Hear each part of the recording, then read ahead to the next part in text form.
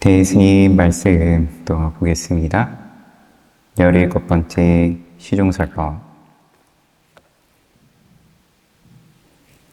채랑중이 정하여 대중에게 말했다. 낭중, 소임 이름이겠죠. 한마디 말을 듣고 곧장 알아차린다고 해도 법은 채랑중이 청했고, 그러면은 죄를 지내는 걸 수도 있고, 법상에 오르셔서 언어에 대오했다. 한마디 말을 듣고 곧장 알아차렸다. 깨달았다. 그래도 멀쩡한 사례의 공연이 상처를 입힌 것이다. 기륜의 위쪽에 눈길을 주어야. 기륜. 배틀. 기자는 배틀 또는 기계를 말하고, 륜은 돌아가는 거고. 그래서 기륜은 본래부터 갖추고 있는 신령한 기틀이나 근기 또는 작용을 말한다. 본래부터 갖추어진 게 없다고 할 수는 없는 노릇이니까. 그러면 돌멩이랑 무슨 차이가 있냐? 사대가 흩어지면 매한가지인데, 그러면은 뭔가 있다. 기틀이 있다. 근기 또는 작용 있다. 근데 그러면은 어떻게 그 있는 거는 보든지 증명을 하든지 할 거냐? 기틀의 위쪽에 눈길을 주어 보아야 비로소 둘씩이 쌍을 이루지 못함을 알 것이다.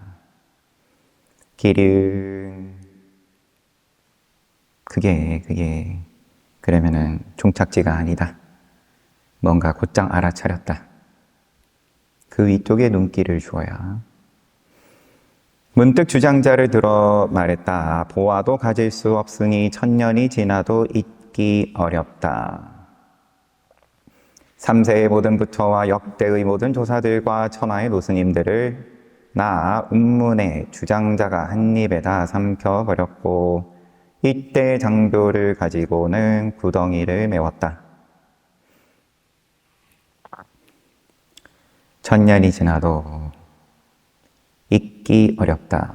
3세의 모든 부처 또 역대의 모든 조사들과 천하의 노스님들을 나 운문의 주장자가 한 입에다 삼키고 일대 장교를 가지고 구덩이를 메웠다. 바로 이러한 때에 설사 덕산의 방망이가 빗방울처럼 내리치고 임재의 할이 천둥처럼 쉼없이 울린다 해도 도리어 털옷 위에서 몸을 뒤집는 것과 같고 신발 속에서 발가락을 꼼지락거리는 것과 같으니 무슨 쓸모가 있으랴. 이렇게 말하는 것은 꼭 양가의 자녀를 노비로 팔아먹는 고린이 좋고 나쁨을 알지 못하는 것이다. 조금 집중이 제가 틀어져서 계속 다시 읽고 하고 있어요. 바로 이러한 때에 설사 덕산의 방망이가 빗방울처럼 내리치고 임재의 할이 천둥처럼 쉼없이 울린다고 해도 도리어 털옷 위에서 몸을 뒤집는 것과 같고 털옷 위에서 몸을 뒤집는다. 신발 속에서 발가락을 꼼지락거리는 것과 같다. 무슨 쓸모가 있으랴. 거창하게 해본들 폭풍이든 천둥이든 무슨 쓸모가 있냐. 발가락 신발 속에서 꼼지락거리는 거랑 뭐가 다르냐. 이렇게 말하는 것은 꼭 양가의 자녀를 노비로 팔아먹는 꼴이니 좋고 나쁨을 알지 못하는 것이다. 혹시 목숨을 아끼지 않는 납승 한 사람이 나와서 선상을 뒤집어 엎고 보암을 질러 대중을 흩어버린다고 해도 그를 이상하게 여기지 못할 것이다. 지금 그럴 사람이 있느냐? 없다면 내가 법조문에 의거하여 판결을 내리겠다. 주장자를 한번 내리쳐 세웠다. 다시 인용을 배상국이 한 개 존상을 받들고 와서는 황벽 앞에 무릎을 꿇고 말했다. 뭔가 불상 들고 왔어요. 배유거사가 황벽 스님 스승으로 모시는 가운데 스님께서 이름을 붙여주십시오. 저만해 주십시오. 말하자면 황벽이 배공하고 부르자 배상국이 대답했다. 황벽이 그대에게 이름을 붙여 주었노라. 배상국이 절을 하고 스님께서 이름 주셔서 감사합니다. 이렇게 인용을 하신 다음에 그냥 시중설법인데 대스님께서 배공과 황벽은 물이 물속으로 들어가는 것과 같고 금 위에 금을 입히는 것과 같다고 할 만하다. 비록 이와 같으나 점검해보면 허물이 없지는 않다. 마치 둘이 주고받고 하는 모양이 제 거울 같아서 조그만큼의 덜끝만큼의 뭔가 어긋남이 없다. 물이 물속으로 들어가고 금에 금을 입히는 것과 같다. 그렇지만 점검해보면 허물이 없지는 않다. 오늘 최낭중이 혹시 한 분 존상을 받들고 와서 나에게 이름을 붙여달라고 부탁한다면 그에게 말하리라.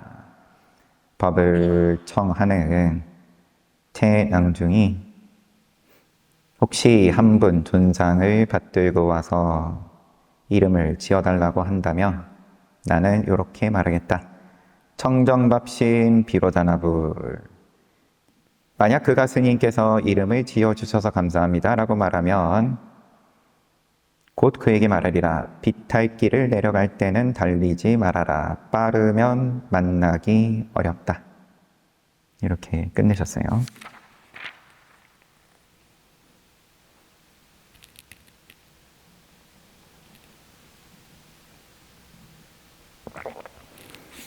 최낭중이 무슨 일로 법을 정했는지는 더 이야기는 없는 입장이고 누가 돌아가셔서 죄를 지내는 모양으로 보이지는 않고 집에 자식을 두게 됐는지 이름을 지어주는 그런 말씀을 하시는 걸 쓸데없이 더듬어 봤을 때 근데 또 꼭 그런 분위기일 수도 있고 아닐 수도 있고 여튼 한마디에 곧장 알아차려도 멀쩡한 살에다가 공연히 상처를 입힌 것이다. 기륜의 위쪽에 눈길을 주어야 쌍을 이루지 못함을 알 것이다. 주장자를 드시고 쭉 말씀하시고 무슨 쓸모가 있겠냐? 무슨 쓸모가 있겠냐? 한마디에 곧장 알아차리든 아니면은 신발 속에서 발가락 꼼지락거리든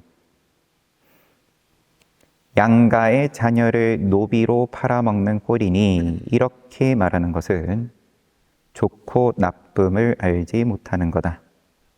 누가 목숨을 아끼지 않는 납승한 사람 누군가 나와서 엎어버리고 고함을 지르고 대중을 흩어버려도 그를 이상하게 여기지 못할 것이다. 지금 그럴 사람이 있느냐? 없으면 내가 판결 내리겠다.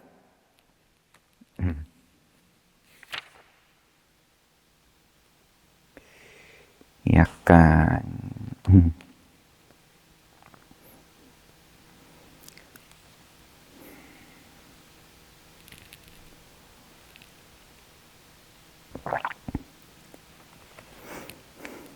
깨달음도 좋고 본인의 수행도 좋고 큰 거 얻었다. 내지는 뭔가 큰 복이 들어와가지고 좋은 일이 펼쳐졌다. 그렇지만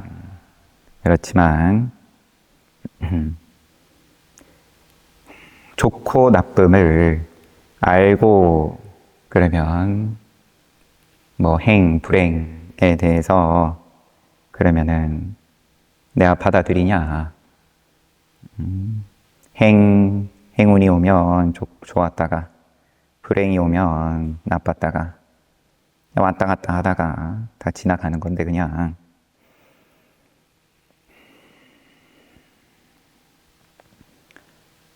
혹시 누가 알고 나와가지고 그러면은 뭐 선상을 얻고 대중을 다 쫓아내고 오늘의 이 자리를 그러면은 엎어버렸다. 그러면 알면서 하면 이상할 게 없는 거고 그럴 사람이 없다면은 내가 판결 내리겠다. 주장자를 내리쳐 세우시고는 배상국과 황벽 스님의 이름을 붙여달라는 이야기를 소개를 하시고 배상국을 부르고 배공하고 부르고 대답을 하니까 그대에게 이름을 붙여주었다. 감사합니다.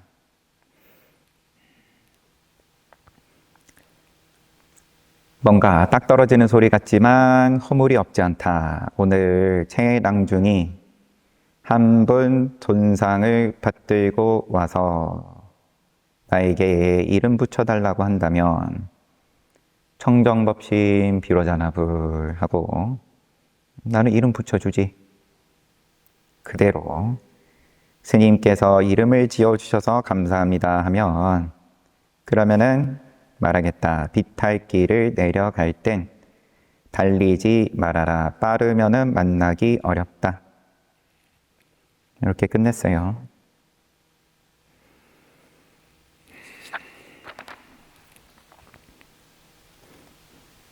열여덟 번째 시중설법. 저 대부의 청으로 대중에게 말했다. 골수에 사무쳐서 말하는 한마디는 삼현삼요로 감쌀 필요가 없다. 인도의 28조사에 예가 모두 어리석고 닮았으니까지 28분. 중국의 6조사가 6조스님까지 모두 깨닫지 못했다. 내가 하는 이 말은 바르지도 삿되지도 않으니 당장 만나더라도 주고받지 말아라. 정성스러이 운대공에게 알려주노니.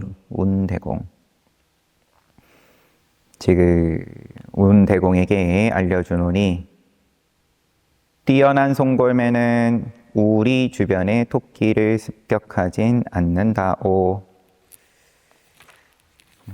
운대공은 따로 더 설명은 없는데 법을 청한 게 지금 저대부이고 그래서 법상에 오르셔서 골수에 사무쳐서 말하는 한마디는 삼현삼요 뭐 이런 걸 갖다 걸 자리도 없다. 인도의 28조사도 갖다 걸 자리가 없고 중국의 6대조사도 갖다 걸 자리가 없다. 내가 하는 이 말은 바르다 삿되다 역시 갖다 걸 자리가 없다. 당장 만나더라도 뭐 부처를 만나든 깨달음을 만나든 주고받지 말아라. 정성스러이 운대공에게 알려주노니. 저대부를 칭하는 말로써 보입니다. 뛰어난 송골매는 집토끼하고 안 논다. 야생의 송골매는 그러면 야생 토끼 잡는다.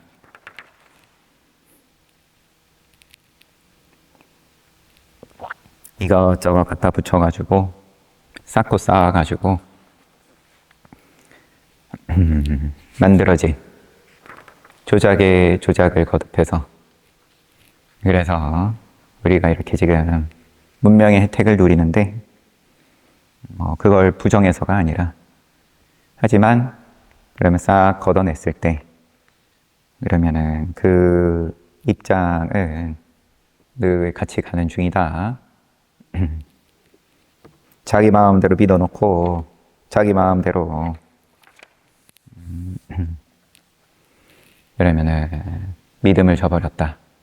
그럼 좋았다가 나빴다가 선이다 악이다 붙여가지고 그러면은 손가락질을 하고 탓을 하고 이야기하지만 그건 다 이제 집토끼들끼리 모여가지고 이러쿵저러쿵 하는 거고 본래 그러면은 이제 본래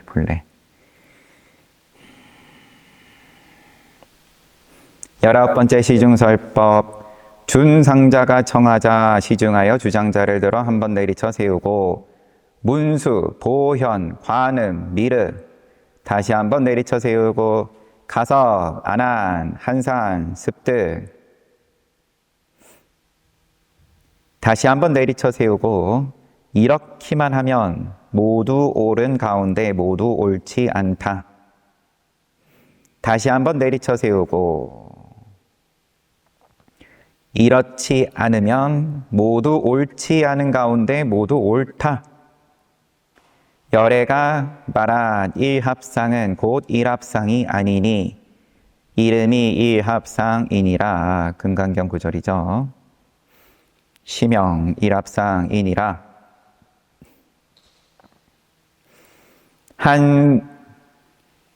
한수 물려준다면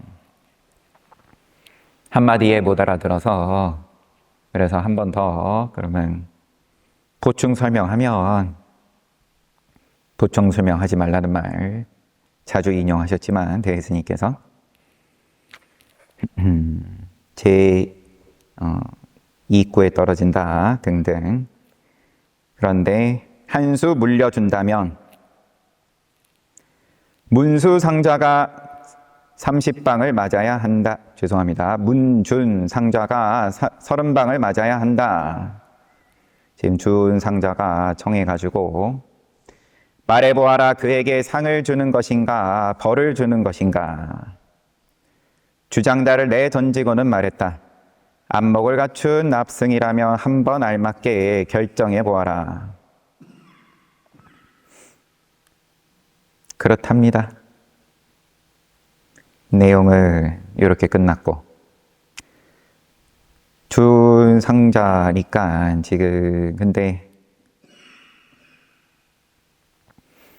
스님은 아니지 싶은데 정황상 상자라고 해가지고 저도 지금 애매해요. 문준상자가 청해서 시중 법상에 오르셔서 주장자를 한번 내리쳐 세우고 문수, 보현, 관음, 미르 또 한 번 내리쳐 세우고 가섭, 안한, 한산, 습득 또 한 번 내리쳐 세우고 이렇게만 하면 모두 옳은 가운데 옳지 않고 그러면 다 부처인데 눈에 보이는 삼라만상이 다 부처인데 그 가운데 부처 안에 중생이 있고 또 한 번 내리쳐 세우고 이렇지 않으면 모두 옳지 않은 가운데 모두 옳다. 그러면 눈에 보이는 족족 다 도둑놈인데 그런데 또 그러면은 불성친이었다. 다 보이는 족족 다 멍멍인데 멍멍이도 불성이 있다. 열애가 말한 일합상은 곧 일합상이 아니니 이름이 일합상이다. 한수 물려준다면 문준상자가 30방 맞아야 한다. 이제 안 물려준다. 한번 봐주면 그러면 박살날 각오해라. 말해보아라. 그에게 상을 주는 거냐 벌을 주는 거냐. 주장자를 내던지고 안목을 갖춘 납승이라면 한번 알맞게 결정해 보아라. 20번째 시중거와 설법. 대중에게 인용하여서 외도가 부처님께 물었다. 늘상 찾아와 물었겠죠. 말 있음도 묻지 않고 말 없음도 육구도 묻지 않고 무구도 묻지 않습니다. 있다. 그럼 말도 빼고 있다. 또 없다. 양쪽을 다 묻지 않겠습니다. 세조는 말 없이 있었다. 외도가 찬탄하여 말했다. 세존의 큰 자비가 저의 어리석은 구름을 걷어내고 저를 깨닫게 하였습니다. 외도가 간 뒤에 아난이 부처님께 외도는 어떤 경험을 했기에 깨달았다고 했습니까? 세존께서 마치 세상에서 좋은 말이 채찍 그림자만 보고도 달리는 것과 같다. 설두가 여기에 대해서 삿됨과 발음이 나누어지지 않았으니 허물은 채찍의 그림자에서 나온다.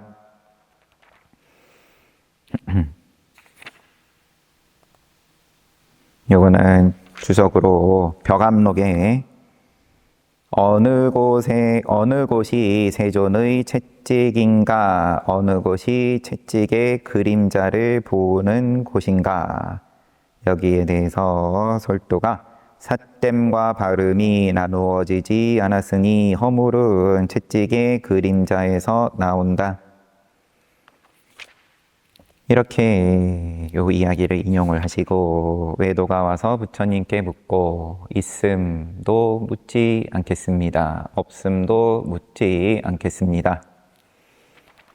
그러니까 부처님께서는 그냥 묵언하고 계시는 거고, 그러니까 외도는 거기에 대해서 찬탄을 하고, 부처님께 감사합니다. 저의 안목을 열어주셔서 감사합니다. 외도가 가고 나서 아난존자가 외도는 뭘 깨달았습니까? 뭔가 주고받는 모양이 없었는데 부처님께서도 그냥 아무 말씀 없이 계셨고, 그러니까 거기에 대해서 부처님께서는 준말은 뛰어난 좋은 말을 채찍 그림자만 보고도 달린다. 그런데 그러면은 너는 조금 덜 좋은 말이니까 너는 좀 채찍으로 맞아야 주고받는 것처럼 보일지 모르겠고, 근데 네 눈에 안 보이는 뭔가가 있다. 그래서 외도가 그렇게 간 뒤에 아난존자는 의구심을 일으킨 거고, 부처님께서는 말을 비유를 해서 채찍 그림자만 보고도 좋은 말은 달린다. 그러면 이 벽암록에서는 이걸 가지고 65치기건지 거기에 대해서 어느 곳이 세존의 채찍인가, 어느 곳이 채찍의 그림자를, 좋은 말은 그림자를 본다 했으니까 채찍은 뭐고 채찍의 그림자는 뭐냐? 설두는 삿됨과 발음이 나누어지지 않았으니 허물은 채찍의 그림자에서 나온다. 그러면 이제 뒤집어 엎는 그런 말인 걸 텐데, 채찍 그림자만 보고도 달리는 말은 좋은 말 말씀하셨는데 그게 허물이다. 그림자에서 허물이 나온다. 이게 이제 설두스님 말인 거고, 대스님은 나는 다르게 얘기하겠다. 삿됨과 발음이 나누어졌으니, 이 앞에 설두스님 말은 삿됨과 발음이 나누어지지 않았으니 발음은 채찍의 그림자에서 나온다. 대스님 말씀이 삿됨과 발음은 나누어졌다. 발음은 채찍의 그림자에서 나온다. 설도 스님은 나누어지지 않았다. 나누어지기 이전이다. 분별하기 전이다. 그런데 삿댐은 그러면은 채찍 그림자에서 나왔다. 뭐 이치로도 그러면 그렇게 볼 수 있는 거겠죠.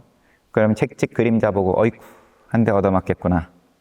눈치 빨라가지고 열심히 달린다. 분별한 거니까 진탕. 그러면은 옳고 그름이 잔뜩 벌어진 거니까 채찍 그림자 무서워서 이거 나오고 저거 나오고 그러면은 온 세상이 다 거기서 펼쳐졌다. 얻어맞기 싫으니까. 대스님은 삿댐과 발음이 나누어졌다. 발음은 채찍의 그림자에서 나온다. 그거 그냥 그대로 보면 되지 뭐. 얻어맞기 싫으니까 열심히 달리고 그러면은 1등급 말 먹거리 하나 거는 거고. 21번째 시중설법 대중에게 말했다. 마음이 곧 부처이니 망령되이 찾지 말고 마음도 아니고 부처도 아니니 따로 따지지 말라.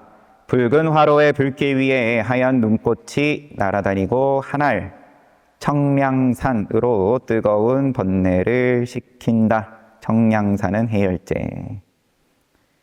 계속 그냥 하고 내려가셨어요. 이건 마음이 부처다. 망령되이 찾지 말고 부처 찾지 말고 마음도 아니고 부처도 아니다. 또 따로 찾지 말아라. 붉은 화로의 불길 위에 하얀 눈꽃이 날아다니고 하나 해열제로 뜨거운 번뇌를 식힌다.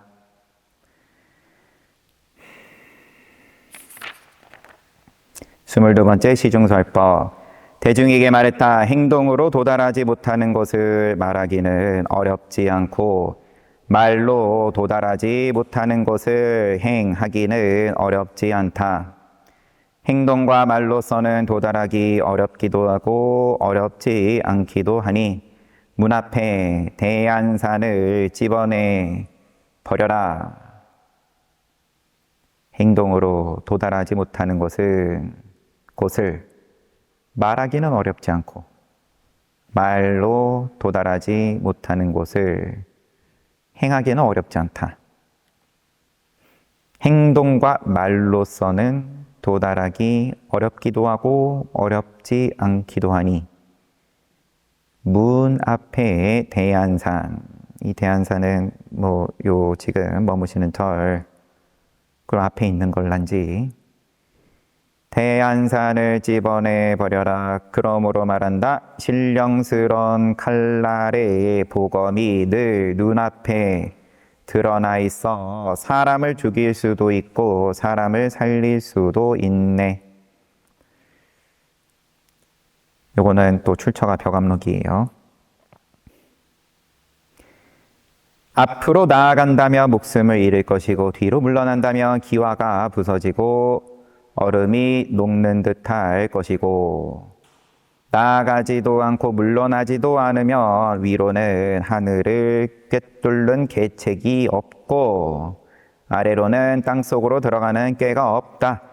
바로 이러한 때 무엇이 납승의 몸을 바꾸는 한계의 길인가 잘 알겠는가?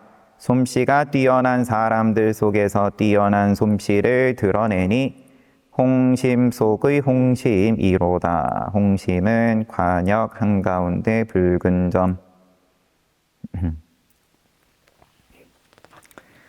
앞으로 나아가면 그러면은 목숨을 잃고 그런 방편을 선지식은 시설하는 거고 방편 아니어도 마찬가지지만 그렇지 않은 것처럼 그 근본 문제에 대해서 눈을 가리는 방향으로 오늘날은 시체 보기도 힘든 세상이니까 이제 그런 세상에서 살면서 그렇지만 나아가면 목숨을 잃을 것이고 뒤로 물러나면 기와가 부서지고 얼음이 녹는 듯할 것이고, 여기서는 와해 빙소, 이제 공부에서 물러나면, 그러면은 뭐 그냥 이도저도 아니게 된다. 그냥 녹아버린다. 나아가지도 않고 물러나지도 않으면 이러지도 저러지도 못하니까 그러면은 화두방에서 도망도 못 가고 통과도 못 하고 그냥 주구장창. 그러면 하늘을 꿰뚫는 계책이 없고 아래로는 땅속으로 들어가는 꾀가 없다. 바로 이러한 때 무엇이 납승이 몸을 바꾸는 한계 길인가? 어떻게 몸을 바꿀 거냐? 잘 알겠는가? 솜씨가 뛰어난 사람들 속에서 뛰어난 솜씨를 드러내니 홍심 속에 홍심이로다.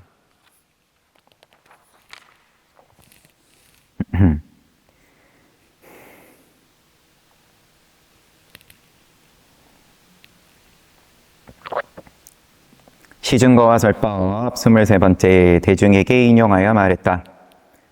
어떤 스님이 조주에게 물었다. 무엇이 조주입니까? 조주가 동문, 남문, 서문, 북문 조주 땅에 그러면 여기는 동서남북으로 문이 있지. 그 스님이 그런 걸 묻지 않았습니다. 조주 스님이 너는 조주를 묻지 않았나? 대스님께서 그 스님이 조주를 묻자 조주는 조주를 답했다. 남에게 한 마리의 말을 빌려서는 한 마리의 소를 돌려주는구나. 사람이 평온하면 말이 없고 물이 평온하면 흐르지 않는다.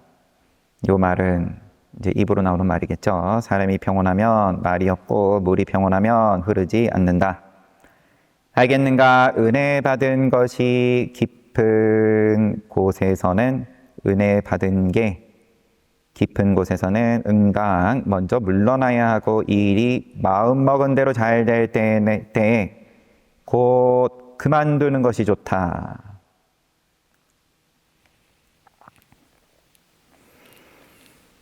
이렇게 끝났습니다. 조주 스님 인용을 하시고 누가 와서 조주를 물으니까 동문, 남문, 서문, 북문 이렇게 대답하고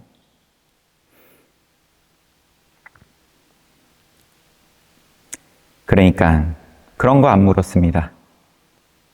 너는 조주를 묻지 않았나? 대스님께서는 조주 물어가지고 조주 스님은 조주를 답했다. 남에게 한 마리 말을 빌려서 한 마리 소를 돌려주는구나. 사람이 평온하면 말이 없고 물이 평온하면 흐르지 않는다. 알겠는가?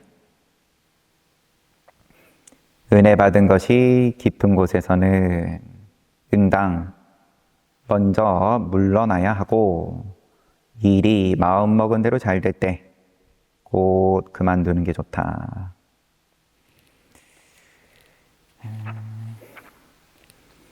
이런 거 보면 저도가 걸리니까 알쏭달쏭 하니까 아예 모르겠다 싶으면 뭐 그냥 넘어가 버리고 알겠다 싶으면 맞고 틀리고 가네. 열심히 떠드는데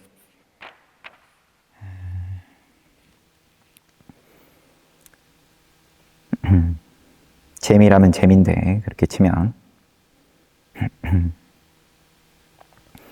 어설프게 입대지 않고 24번째 원호 천화지진설법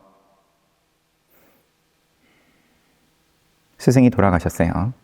원호 극근 지진 죽은 선사의 장례식이나 앞선 스승의 장례식이나 제사에서 진영을 가리키며 행하는 설법, 지진설법이 연도도 있습니다. 이거는 이제 도움이 좀 되죠. 1136년 48 날짜도 있습니다. 4월 16일 음력이니까 이맘때예요. 안거하고 그러면 안거하자마자 천주 운문함에서 원호의 부음을 듣고 하신 설법이다.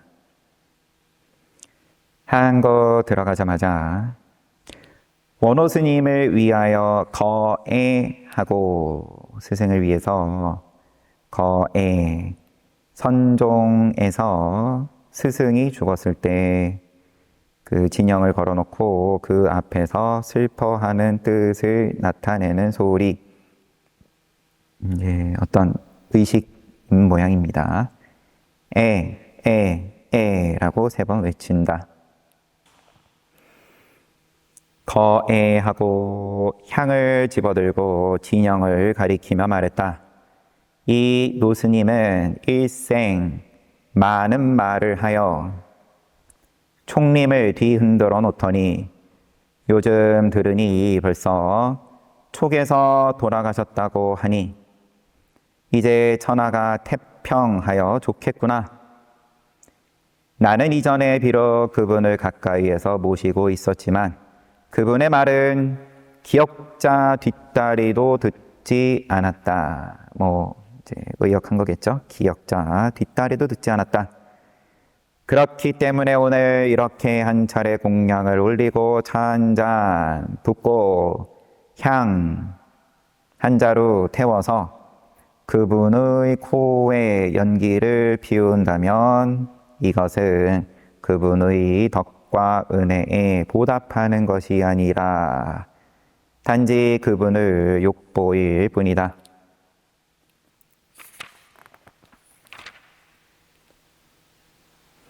대중을 부르고 말했다. 이미 그분의 말을 기역자 뒷다리도 듣지 않았고 또 갚을 만한 은덕도 없는데 무슨 까닭에 일부러 이러한 한바탕 우스갯짓을 할까?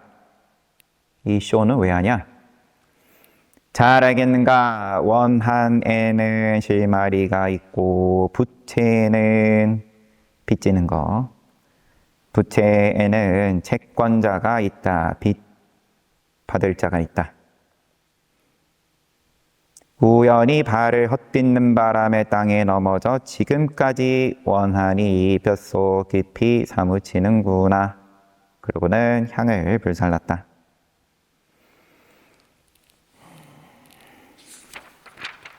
자신감이라면 자신감이실 테고 스승의 법을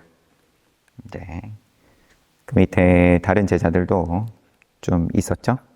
그렇지만 내가 스승의 뜻을 가장 잘 알고 이어받았다. 그 법을 또 편다. 그런 입장으로서 반어법인 거야. 다들 아실 테고.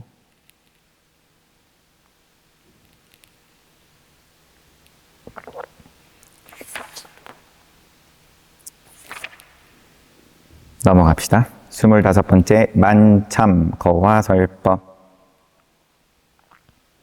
이것도 같은 날 하신 설법이라고 설명이 달려 있습니다. 저녁의 소참법회에서 인용하기를 어떤 스님이 장사에게 물었다. 남전 스님은 천화하여 어디로 가셨습니까? 장사 스님, 장사 경잠 스님의 스승 남전 스님은 그러면 돌아가시고 어디로 가셨습니까? 장사가 말했다. 어떤 입장으로 묻는지 여튼 도를 묻는 걸 수도 있고 아니면 도인이니까 남전 스님도 그러면 스승 돌아가시고 좋은 데 가셨습니까? 동쪽 집에서는 당나귀가 되고 서쪽 집에서는 말이 된다. 그게 무슨 뜻입니까? 올라타려면 곧장 올라타고 내리려면 즉시 내려라. 이렇게 인용하신 다음에 대가 말했다. 오늘 누가 나 운문에게 원호 노 스님께서는 전화하여 어디로 가셨습니까? 하고 묻는다면 곧 그에게 아비 지옥으로 들어가셨다라고 할 것이고, 지옥에 저 밑바닥까지 갔다.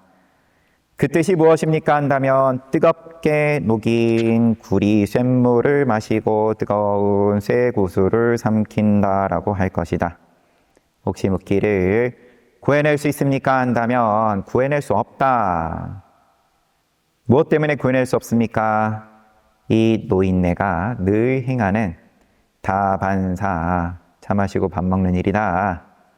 그렇기 때문이다라고 할 것이다.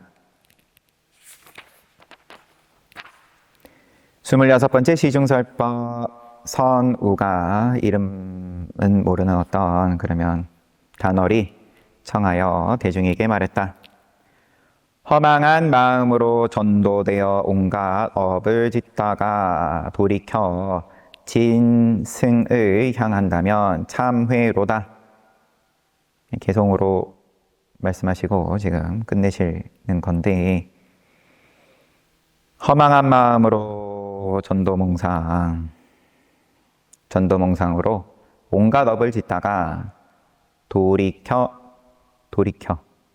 한번 돌이키면 진승을 향한다면, 그러면 보살승 하면 보살수레인데 보살버스인데 진승을 향한다면 그럼 진짜 버스에 올라타면 참회다.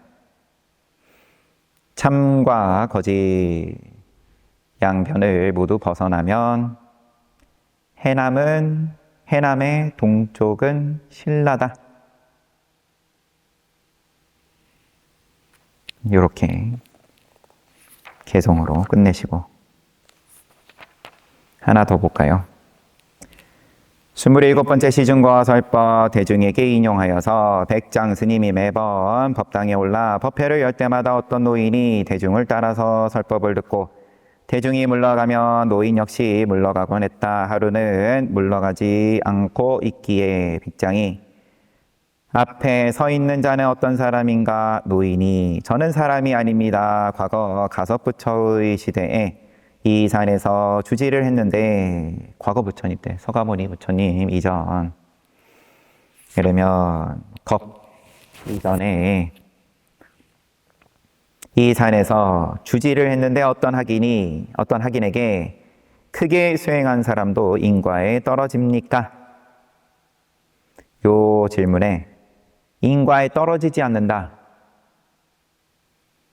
이 때문에 500생을 여우 몸 속에 떨어져 있습니다. 이제 스님께 정하오니 저를 대신하여 한마디 일전어를 말씀해 주셔서 여우 몸을 벗어나게 해 주십시오. 깨닫게 해 주십시오. 마스터키. 그 한마디.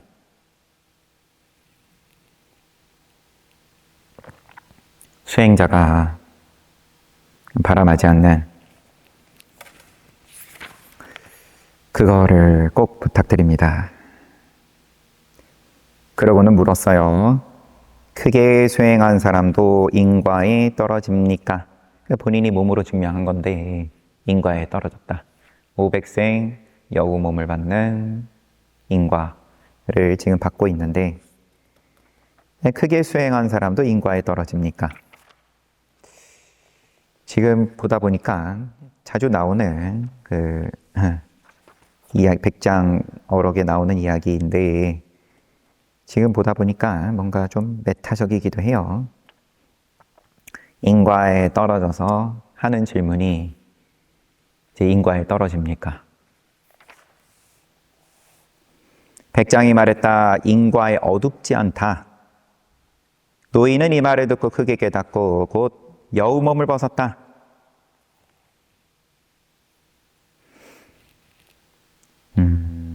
주석으로 소개가 좀 더 뒷이야기까지 길게 돼 있는데 시간 관계상 다음에 보고 이 이야기만 마무리 지으면 대스님께서는 이렇게 이제 인용을 마치시고 대스님, 떨어지지 않는다 했다가 여우문 받은 거니까 떨어지지 않는다 하고 어둡지 않다니 절반은 밝고 절반은 어둡구나. 어둡지 않다와 떨어지지 않는다니 양쪽에서 공연히 벌벌 떠는구나. 500생 이전에 한 마리 여우가 오늘 남몰래 제멋대로 독촉하며 호령하는구나. 악 하를 하시고 좌중에 이미 강남에서 온 손님이 있으니 술독을 앞에 두고 자고새의 노래는 부르지 말아라. 요거는 이제 관용구 자고새가 살고 있는 강남에서 온 사람이 있으니까 눈 밝은 자가 있으니 함부로 거짓된 모방은 하지 말아라 하고 끝내셨어요.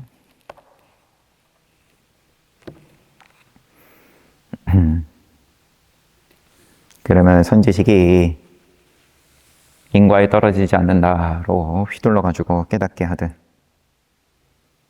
뭐 인과에 어둡지 않다를 휘둘러가지고 깨닫게 하든 뭐가 맞냐? 뭐 이런 시비도 적지 않았겠죠. 지금도 그러할 테고 뭐 각 부분을 가지고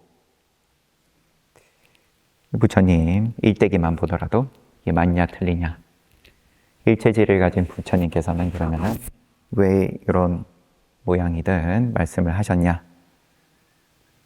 늘 시비가 있으니까 그러면은 뭐 주석의 주석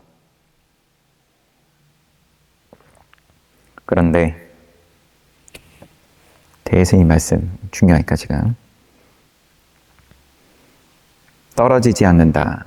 또 어둡지 않다. 절반은 밝고 절반은 어둡다. 또 이제 뒤집어가지고 순서를 뒤집어서 어둡지 않다와 떨어지지 않는다. 양쪽에서 공연히 벌벌 떠는구나. 500생 이전에 한 마리 여우가 남몰래 독촉하며 호령하는구나.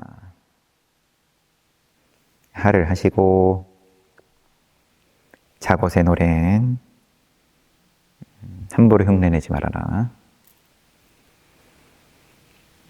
책은 이렇게 보고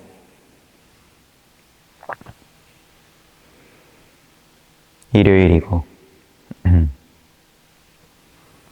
월요일이고 화요일이고 수목금토 일요일이고 늘 똑같으니까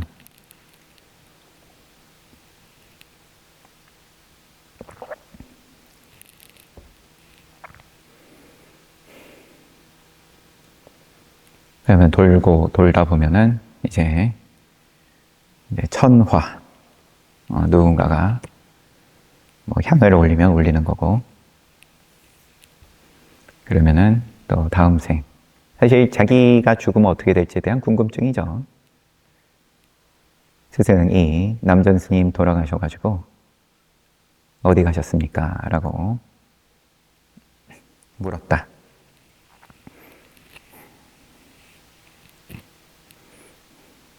그랬더니 동쪽이면은 뭐고 서쪽이면은 뭐 말이고 소고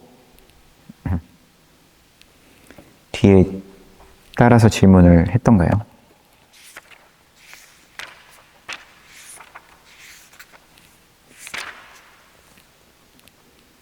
그 뜻이 무엇입니까? 하니까 올라타려면은 올라타고 내리려면은 즉시 내려라. 동쪽 집에서는 당나귀 서쪽 집에서는 말. 그럼 늘 뭔가 당나귀는 말에 뭔가 부족한 입장으로 빗대서 얘기하니까 하나는 좋고 하나는 안 좋고 그 뜻이 뭡니까? 그러면은 이왕지사 지옥 가는 것보다 천상에 나고 싶은 거니까.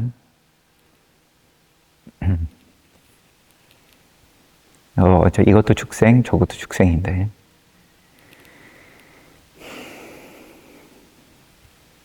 그러니까 타려면 타고 내리려면 내려라. 그렇답니다. 쉬었다가 정진합시다.